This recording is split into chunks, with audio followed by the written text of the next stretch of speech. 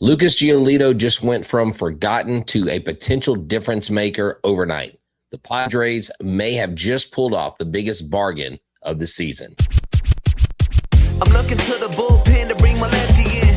Keep the lead and make your team look pedestrian. It's in your wheelhouse, we'll swing for the fence. You know it's money around here, and I ain't talking expense. Strike one, heat low in the way, you can't hit it. You know you wanna start a rally, but you better forget it. Strike two, off speed, same spot, your car looking. Get ready at the plate, this time you're not cooking. Strike three, swinging out of the zone. You ain't even touch it first. Tell me how they gonna drive you home. Walk it back, looking like we ain't cool then. The game's over, might as well put them back to the bullpen, oh yeah.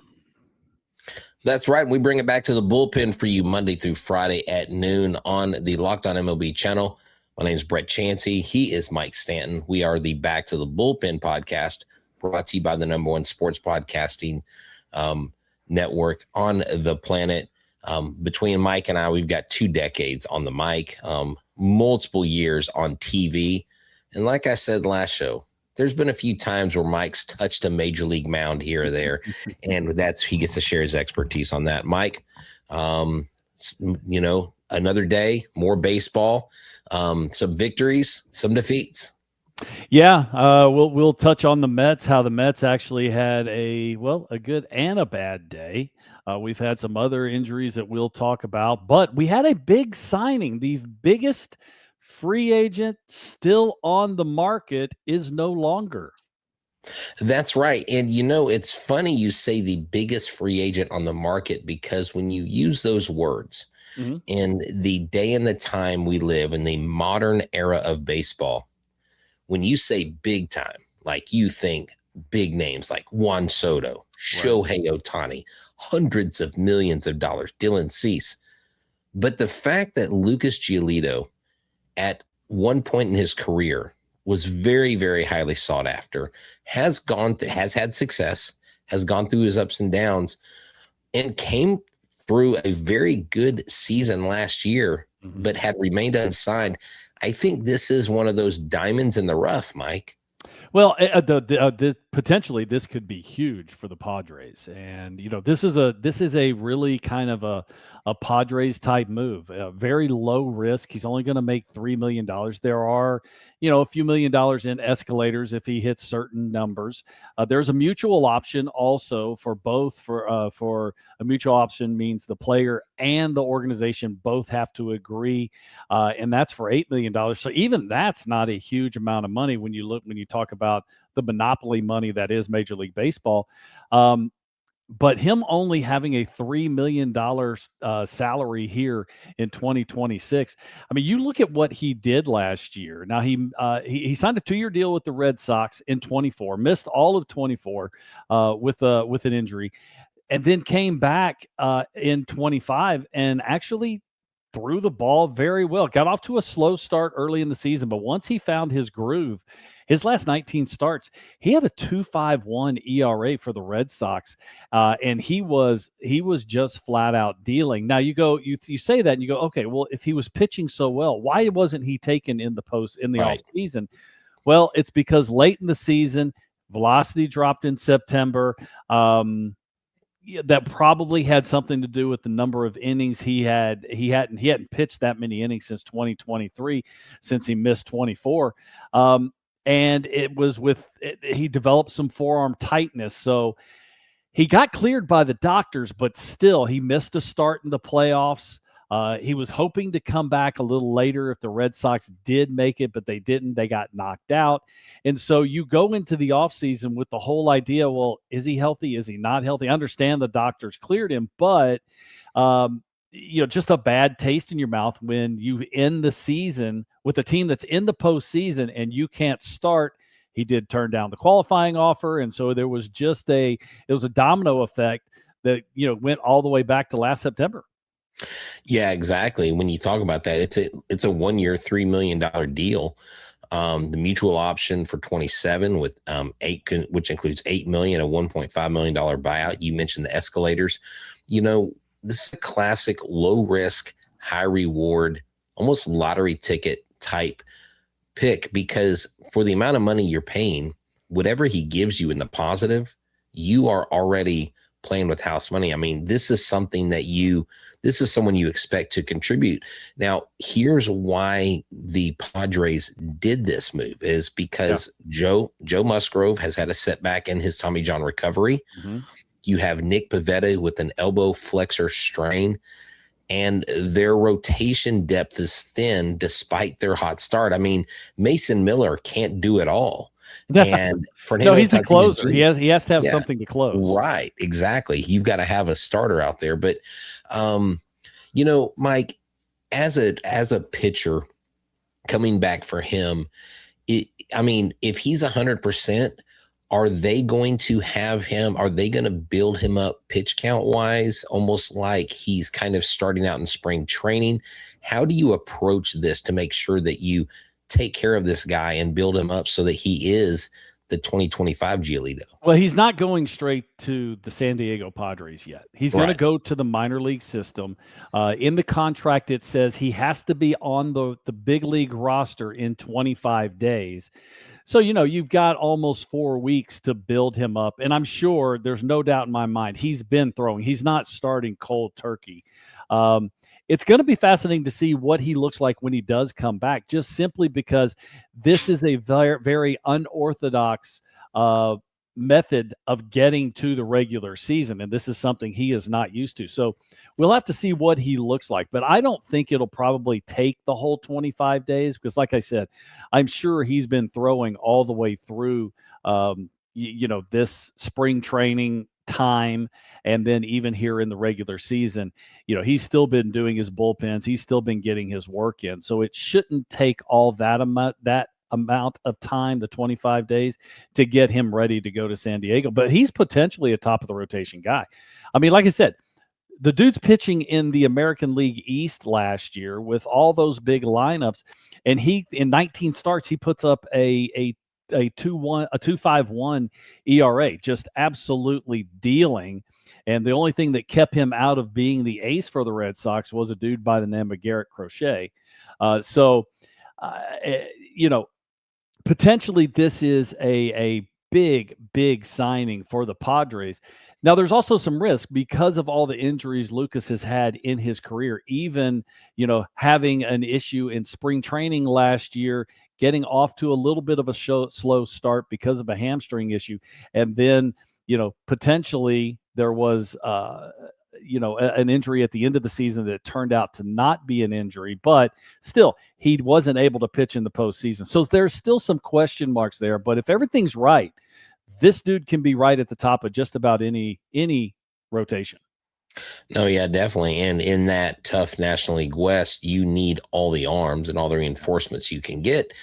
I mean, because the Dodgers in their own right in that division, a rival, has dealt with their share of, pitching depth arms. Heck, we're going to talk about more of those issues from across the board, but it's guys like this. Now, sometimes it takes guys like Pete Lambert, who went out for the Houston Astros in their final game in Cleveland and did a phenomenal job, had only the fourth quality start for the Astros this season. So teams are having to do this across the league. Doesn't matter if they're American League or National League. It seems like a lot of people are going to these new arms, going to names that are kind of, you would call quote unquote retreads, or guys trying to build back up. Well, I mean, that's how organizations are built all the way across Major League Baseball and have been for decades, is that, yeah, you would love to have marquee names across the board. You would love to have, rotations of nothing but horses, but that ain't how it works. You're going to have some guys either in AAA or in the bullpen or whatever that, are first off not paid like superstars, because you can't just have a payroll. Well, I guess if you're the Dodgers, you can just have a payroll that's out of this world. But you're going to have to start running guys out there, either young guys or more veteran guys that maybe haven't had as good a track record that you are able to sign in the offseason, whatever it is. But that's why you build the depth of the organization, because I've said this before. There's no way you get through a major league season with 13 pitchers. Heck, I mean, I would venture to say that there's not going to be a team that gets through a major league season this year less than 25 pitchers. That's crazy. Yeah. The game has changed, and we're going to talk about a couple injuries to key players to some other teams in our next segment. And then our final segment, we're going to get to the Mets. Boy, they finally got a victory, much needed win. But on the other side, we will talk about Sonny Gray and JT Realmuto. All right, thank y'all for tuning in to Back to the Bullpen. I want to tell you about our friends at 5 Hour Energy. If you've got a sweet tooth like I do, you know how tough it is to find the perfect treat without all the sugar. That's why Confetti Craze 5 Hour Energy Shot brings that nostalgic flavor back in a whole new way. This is that classic taste you remember with that tasty caffeine boost with no sugar. It's a quick, easy way to satisfy that sweet craving while keeping things simple and on the go. I've always loved birthday cake, but I always like eating sweets, but you and I can't eat them all day. So there's got to be a perfect alternative, right? Well, I'm glad you asked, because Confetti Craze 5 Hour Energy Shot tastes just like real birthday cake, vanilla and buttery flavors that let you be unapologetically extra and unstoppably energized. I like how it's convenient too. It's just small, it's portable, it's one shot. You grab it whenever you need it, whenever I need it. It's just a little pick me up. It's become my go-to when I want something sweet without the overload. The Funfetti flavor is back on 5hourenergy.com or Amazon. Crack open Confetti Craze 5 Hour Energy Shot today. And make sure you become a member of the Everydayer Club. That's right. You can get ad-free episodes and access to this group chat with myself and other listeners of the show. Tap the link in the show notes or go to lockedonpodcast.supercast.com to check that out today. All right, Mike, let's get into it. Injuries should have been the theme for this season. It just seems more and more like it's becoming commonplace. And when you hear pitchers going down. Now, Sonny Gray didn't go down with an arm injury. Right. He went down with I believe a hamstring right. strain, which, I mean, you got to have your legs. Yeah. I mean, that, and it's, you got to stay, you got to be on your feet. It was a little a weird situation, because you're not talking about a guy that had just covered first base. You're not, it was weird. We haven't got a time frame on Sonny Gray yet, how severe is it might be or anything like that. He did have to come out of the game because of the hamstring issue. But this is another big blow for the Red Sox. Red Sox have been reeling. They have not played well whatsoever this year. And you're talking about another blow to the rotation. I just mentioned just a minute ago, Crochet. He has been terrible so far this year. Very pedestrian. Well over 7. You're being nice saying pedestrian. I mean, it's more like crawling than walking. So he has not thrown the ball well. And so now, your number 2 or your number 3 behind Crochet goes down with the hamstring issue. Red Sox fans will have to keep our fingers crossed that this is not something that's major, that this is something that he's going to be able to nip in the bud pretty quickly and get back on the mound, because my goodness, they need their horses on the field for sure. No, and Sonny Gray is one of those well-traveled journeymen who goes out there and will give you, 11-8, 11-9. 14-8, 13-9. This guy goes out there and pitches 32 games, 28 games, literally from 23. So 23 and 25, he both threw, 32 games. He had 28 and 24, but he hasn't pitched under 25 games since 2022. So This is a guy that, for modern day baseball standards, is your guy that's going to go out there and give you the innings. So hopefully the tightness with rest goes away, but the hamstring tightness, Mike, don't you have to be careful with something like this, that you don't come back too quickly? Or, how do you treat this as a pitcher? Well, listen, there's the good thing is, you don't have to hit, you don't have to run bases. Yes, you do have to cover first, unless you have some kind of system set up. Like my last year, I pulled a quad. My left quadricep I pulled, and I came back probably sooner than I should have because I just wanted to be on the field. Even at my advanced age, I was still not smart the way I should have been. And I told our first baseman, hey, I'm not covering first. There's a ground ball, you got it. I'm not getting off the dirt of the mound. And luckily we didn't have a situation like that. So there are situations that you can tell, your fielders that, hey, I'm not very mobile right now. You guys got everything. All I'm doing is pitching. But Now, yeah, hamstrings are something that can be nagging. They're not as bad as groins. Groins can be very, very difficult to deal with.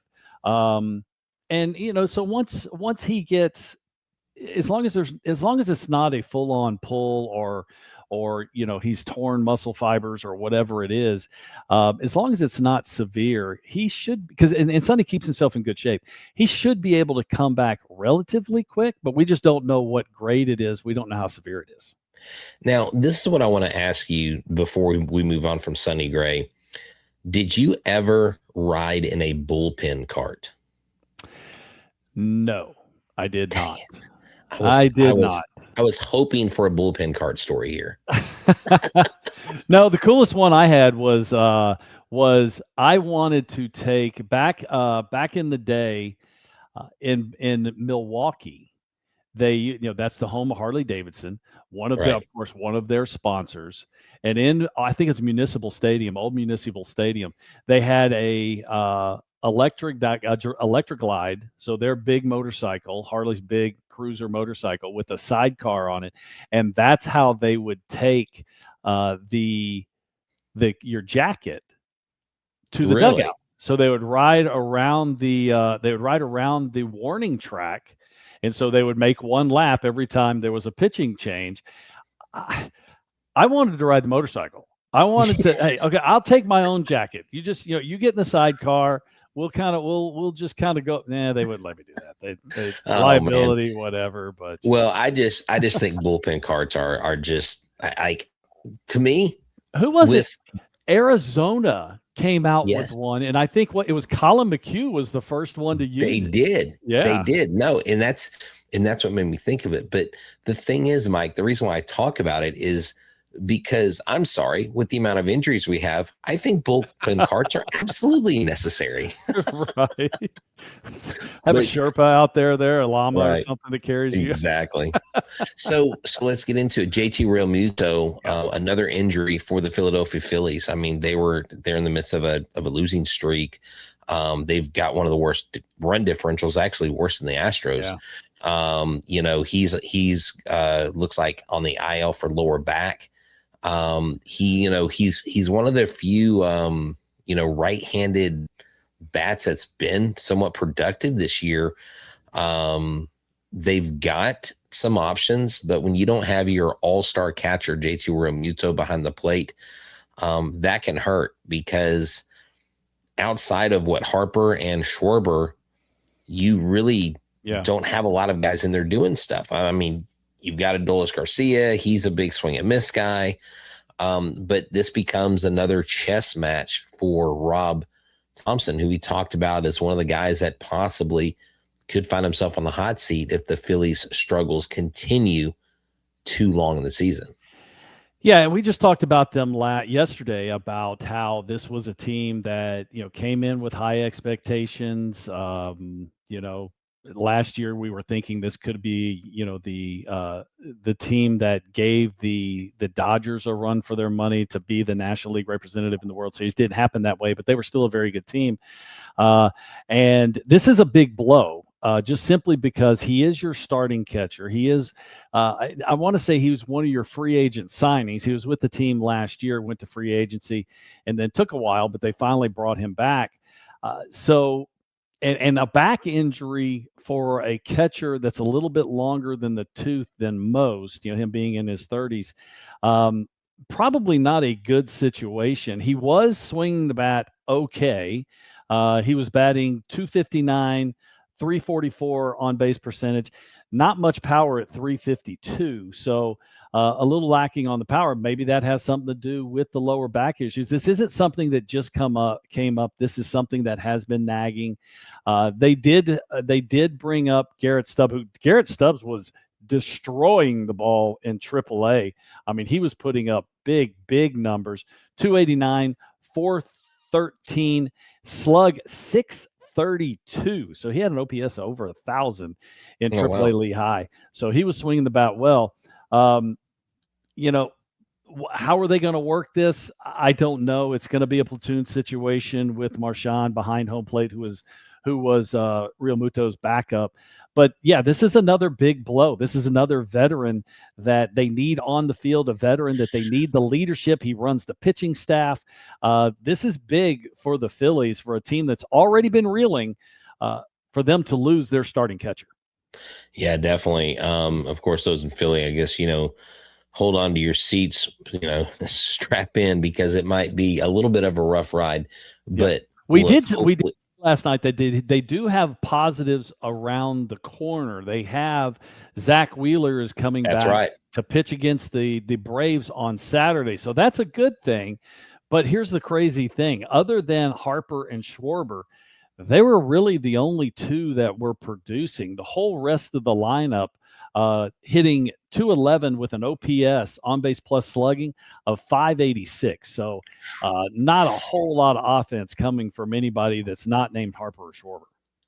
That's right. Well, the Mets finally get back in the win column, but the win comes at a cost. We will talk about that next. What's up, everybody? Thank you for tuning in. I want to tell you about our friends at Indeed. Why? Because we know that workplace chaos, deadlines stacking up, as well email boxes that are full, and you just don't know if you're getting the right people applying for the right jobs. Well, Indeed Sponsored Jobs helps you find the right people with the right fit, whether it's skills, experience, location, or all three. You're not just hoping the right candidate stumbles upon your post. And here's a stat that says it all. In the minute that I've been talking to you, companies like yours made 27 hires on Indeed, according to Indeed data worldwide. So if you're hiring, spend less time looking and more time interviewing candidates who check all your boxes with Indeed Sponsored Jobs. And listeners of this show will get a $75 sponsored job credit to help get your premium, your job, the premium status it deserves at Indeed.com/podcast. That's Indeed.com/podcast right now, and support our show by saying you heard about it on Indeed. You heard about Indeed on this podcast. Indeed.com/podcast. Terms and conditions apply. Need to hire? This is a job for Indeed Sponsored Jobs. All right. So Indeed, we get into the look, Frank the Tank, who is a viral social media sensation, who is a Mets super fan. Huh? Yeah, I mean, this guy, Frank the Tank, he's been on a weight loss journey. But he is someone that he's a rabid Mets fan. And this guy, I saw a couple of his crash outs and he has been losing his mind. Well, they finally won. And I can imagine that the crash out will probably be just as equally fraught with frustration because the win came with some not so fun news about their leader, Francisco Lindor.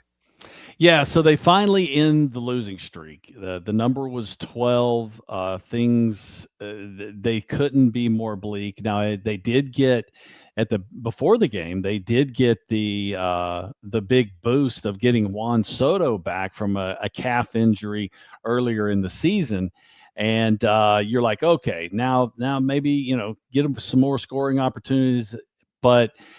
Unfortunately, Lindor exited the game with calf tightness. Now, they did not say he pulled the calf. They didn't say it was just tightness. And it did happen, I think, in the fourth inning. He ended up on first base. There was a double to right center field. He did score. He wasn't running as fast as we've seen. I saw it happen. I've seen the video clip. he was still running. He wasn't really limping, but he wasn't really digging real hard either. He did score. It was a close play at the plate. It took him a minute to get up, and then he took himself out of the game. So they're calling it calf tightness, but we don't know what this means. We don't have a time frame. We don't know the severity, anything like this. But it just seems like things just keep on getting better for the Mets. They get back Juan Soto, and then they trade him out in just a few innings for Francisco Lindor. Well, yeah, I mean, Lindor's OPS was climbing to 669. He had homered the game before. He was 2 for 2. Positive signs. Like you had mentioned, Juan Soto coming back. That's an injection into any lineup. I don't care how good or how bad your lineup is. When you have Juan Soto, you automatically become better. But, a 12-game losing streak, if there is anything positive to glean from this, is it happened in April, not in September, not in where they're like, okay, that 12-game streak just knocked us out of the playoffs. Right. I mean, look, they are staring down the barrel of a season that could end in them not even making the playoffs, but all hope is not lost. I mean, we haven't even gotten into May yet. And so that's where, despite all these struggles that a lot of these teams are having, some of these teams may very well find themselves on the other side of this. I believe wholeheartedly in the law of averages in baseball. I think water finds its level, and you get a couple ground balls here, you get a couple pitchers pitching some solid outings there, and you build on one win at a time. You just look small victories right now. Right now, it's let's win this inning. Right now, let's go to the 5th with the lead. And then you have to build on it, because whether Lindor's in there or not, you've got Bichette would have to shift to shortstop. Brett Beatty enters at third. So they've got guys that they can move around. So that makes it a little bit easier, but it's still Francisco Lindor. Well, yeah, I mean, you're not talking about just a shortstop. You're talking about an MVP caliber player when he's right. Right. You're talking about, what's still one of the better players in Major League Baseball and one of your mainstays. And so, yeah, this is a big blow, but we just don't know how big of a blow. And we'll keep our fingers crossed, because, Mets fans, they have a tendency to lean towards the negative side of things, but let's try and stay positive here, and hopefully that tightness only means if he does have to go on the IL, it's only for a short period of time, and you can get this team back on a whole get everybody back on the field that's supposed to be there. So it's another one of those situations, just like JT Realmuto. We'll have to wait and see what the severity is, how long he's going to be out before we can say anything else. But it is good that, they ended the streak of 12 losses in a row, and hopefully this is something they can build on it, play a little bit better baseball, and just, put a little positive spin on what's been going on recently. Yeah, and that's always tough. Do you recall what the longest losing streak you were ever a part of on a team? Is that kind of testing your own baseball knowledge? Yeah, I don't remember that. You don't remember? Those are the kind of things you try and forget. I hear you. Now, I played on some bad teams. I played on the 1990 Atlanta Braves. I think we might have lost pretty close to 100. Okay. I played on some bad teams. Okay. So let's take that, for example. How do you, as a player, as a pitcher, the position players, how do you get motivated when you feel like every time you go out there, it's all for nothing? Like how do you keep hopelessness from creeping in? So at an absolute minimum, it's a job. I mean, you're out to do a job. And, here when you're struggling like this, like the Mets are, like some of the other teams in Major League Baseball are, and you're in April, you're always trying to hold on to hope that things are going to change. We can turn this around. We can get back in the race. Yes, the hole is deep that we have dug, but we got a lot of time. We got months to dig out of that hole. When you do it late in the season, that's when it's as miserable as you can possibly get. You're just playing out games, and even though you're getting paid very well to play a game, you're there to win. I mean, that's what people need to understand. I said at minimum it's a job, but there's a lot of negatives that go with Major League Baseball: the travel, the way your eating habits, your body is beat up all the time. There's no such thing as a healthy player in Major League Baseball right now. Even though you've only been playing a few weeks, everybody's got bumps and bruises. Everybody is sore, and you have to put up with a lot of negatives to do this. And when you just simply don't have a chance to win and you're just playing out the string in September, absolutely miserable. Oh, I can imagine. Almost like I remember it's funny. This is like the second time I've mentioned Marshawn Lynch, but I remember when Marshawn Lynch's famous press conference at the Super Bowl where every question he answered, "I'm just here so I don't get fined." I mean, those guys are there. They signed up. They've got to put the uniform on, and you've got to go out there. And I mean, you've seen it where like it'll get so bad that fans will wear bags over their head. They'll show their displeasure and their disdain. But at the end of the day, it is your job as a major league player. Sure. And no matter what's going on, you can't avoid it. You have to go out there and do it. And so, look, Mets fans, hang in there. It's a long season. I want to tell y'all about our Everydayer Club. If you join the Everydayer Club, it is built for you. If you don't miss an episode and you want ad-free episodes and you want to be a part of our group chat online with myself and other listeners, go to lockedonpodcast.com/everydayer and make sure that you come back, because there are always new stories, more stories. We'll talk about the home run leaders. We'll talk about division leaders, or if you've got something you want to share with us, let us know, and we'll bring your thoughts to the show. That's right. Y'all have a good one and play ball. Adios.